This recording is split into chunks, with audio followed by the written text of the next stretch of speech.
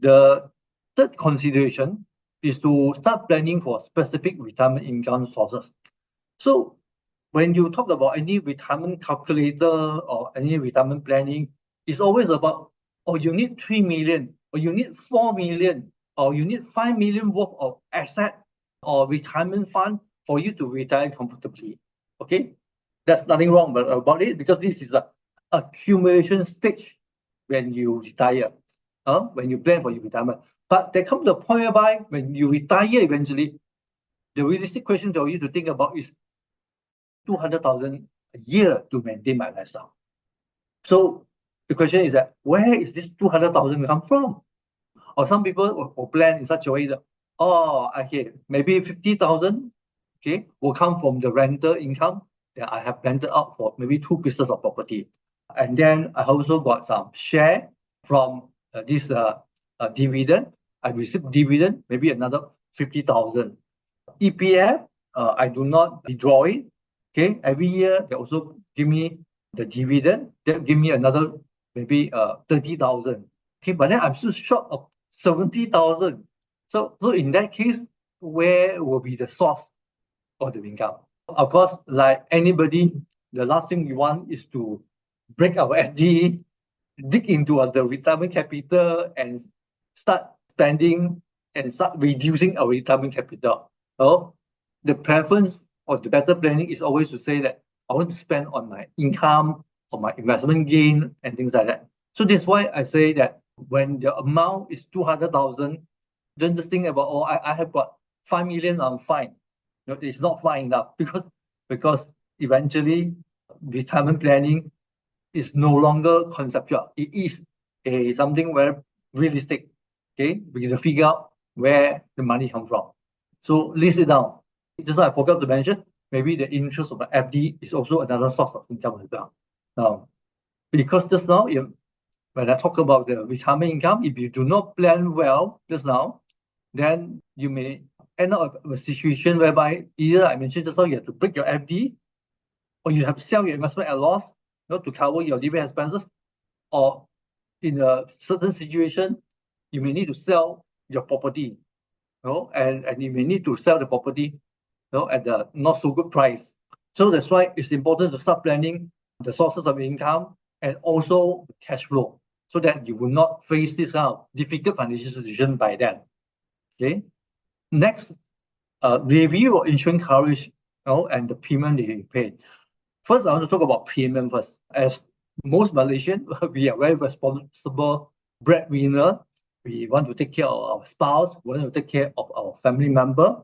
Okay, some even take care of their parents. So that is good. Along the way, you'll buy some insurance policy from this guy, and the insurance policy from this guy, and some insurance policy from this guy. And some of my clients, they'll tell me they already lost track already how many policies they have. And this is one of the jobs that we do, is to tabulate the list of insurance policies they have, and to see whether some of the premium they pay for some of the insurance policy for protection in the event of their death, for saving purpose, whether that kind of coverage will still be relevant. Because some of them even save for their children's tertiary education, and now the children, they already started working, but the policy is still there, and they still continue to pay premium. So those are the policy that you may want to review and consider to stop paying or surrender the whole policy and get some cash value back. And insurance coverage is something whereby whether you retire at 50 years old or even 60 years old, you're going to have another 20 years or 25 years living on this world. So medical coverage, hospitalization benefit is something that you must really look into that. So it's important to see whatever that you have now, hospitalized package, H&S package that you have got. Is it something that you bought maybe 20 years ago that you have not even reviewed or renewed to the latest one? Because those days, your medical benefit, they give it to you, maybe limited to maybe 300,000, which a lot 20 or 30 years ago. But now, most of the insurance for medical benefit may come to about 1 million, and that is something very basic nowadays, So this is something that you need to consider. And of course, major illnesses, critical illness become more and more rampant for whatever reason. So should that strike you, you may want to have some money or insurance coverage to take care of the kind of expenses, so it does not deplete your retirement funding. So otherwise, then you are stuck in between the hard rock. So review them to see whether your critical illness coverage is sufficient to take care of you or not. And remember, this is 5 years ago, 5 years before the retirement, so you still can do some planning. Don't wait until that you're retired, you're 61, you're 62.